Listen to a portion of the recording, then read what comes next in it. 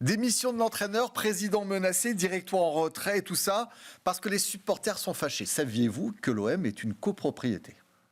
Oui, enfin on le découvre, mais vous savez, le problème de l'OM, que j'adore, parce qu'on peut être très bien fan du PSG et de l'OM, je le suis depuis toujours, je l'ai même dit dans un doc. Sincèrement, l'OM aujourd'hui, c'est le club le plus émotionnel qui existe.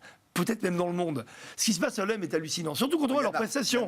Oui, il y en a, exactement. Mais d'ailleurs, rappelez-vous, à l'époque, Bernard Tapie voulait récupérer Maradona qui jouait à Naples et les deux clubs commençaient à se regarder un peu en comparant les modèles. Et c'est vrai qu'il y a les villes, d'ailleurs, Naples et Marseille, sont comparables, entre guillemets. Elles sont comparables.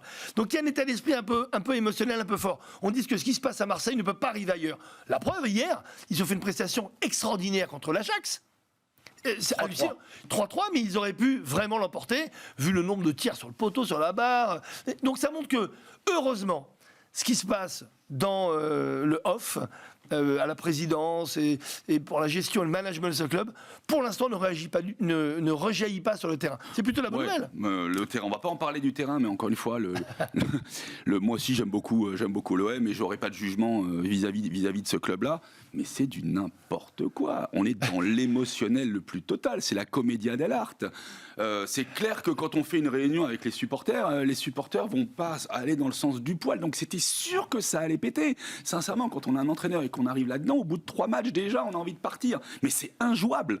C'est injouable. Il y a une instabilité derrière tout ça qui est absolue. Et c'est vrai que est-ce que c'est à cause du fait qu'on ait un actionnaire qui soit un peu distant ? Ce que je remarque, c'est que les meilleurs moments de l'histoire de l'Olympique de Marseille, c'était quand Bernard Tapie, un vrai Parisien, un vrai Titi parisien, habitait à Marseille, ou du moins était systématiquement à Marseille. Il était près du vestiaire, il était près de l'administration, il était près du peuple, il était près des supporters. Ok. Est-ce que c'est ça la bonne leçon ? J'en suis intimement convaincu.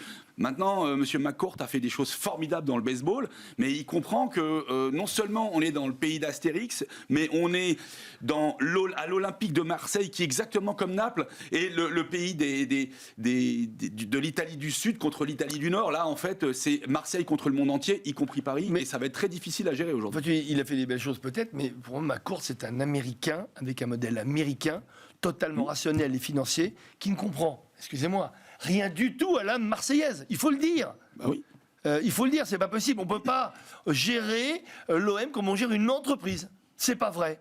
L'OM, c'est un cœur. L'OM, c'est une âme. L'OM, c'est une culture. L'OM, c'est une façon de parler. L'OM, c'est une façon de s'exciter. C'est une façon de... Vous vous rendez compte que les clubs de supporters ont même dit qu'ils allaient prendre un avocat parce qu'on les accusait d'avoir menacé de mort. Les gens de l'OM, mais... Et on est à des années-lumière de ce qui se passe aux États-Unis. Aux États-Unis, un club, c'est une franchise. On est dans le New Jersey. À un moment donné, on a envie de déménager à Kansas City. On va à Kansas City. Non, mais vous imaginez la différence des supporters ? Imaginez un jour que l'OM passe de Marseille à une ville du Nord, à Lille, par exemple. Mais ce serait la guerre civile. D'accord. Alors qu'aux États-Unis, ça fonctionne parfaitement. Donc il est urgent de trouver, moi je suis assez d'accord là aussi pour toi, quelqu'un qui... non pas soit le président, mais soit le super manager du club sur le terrain. Je dirais qu'on a envie de le voir dans les vestiaires, dans les couloirs, sur la pelouse, comme Bernard à l'époque avec son... Ça a été tenté avec José Anigo et ça s'est très mal fini. Ouais, mais c'était pas la bonne personne. C'est pas un référentiel éthique formidable malgré tout. Non. Bernard Tapie ? Oui. Ah mais moi, je peux pas en parler de façon totalement objective, parce que d'abord c'était mon ami, j'ai toujours défendu Bernard, dans ses hauts et dans ses bas, vous savez, un ami ça se défend toujours. Et quoi qu'il ait fait, personne au monde n'a réussi à faire ce que lui a fait en quelques années à l'OM. Et je peux vous dire, avant qu'on ait un nouveau Bernard Tapie, de toute façon ça n'existe pas. Tapie, il n'y en a qu'un, on a pété le moule. Et je pense qu'il y a pas mal de gens qui l'ont critiqué, qui sont en train de revoir un peu leur copie. Il y a une sublime série qui sort en ce moment, qui lui redonne pour moi un hommage extraordinaire, qui montre le vrai gars. Contesté par la famille. Non, plus maintenant.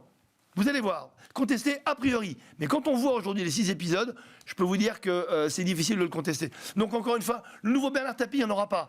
Mais en revanche, prendre conscience que ça se gère ici, pas là, l'OM. Et pour l'instant, ça se gère là. Voilà. Voilà pour l'OM.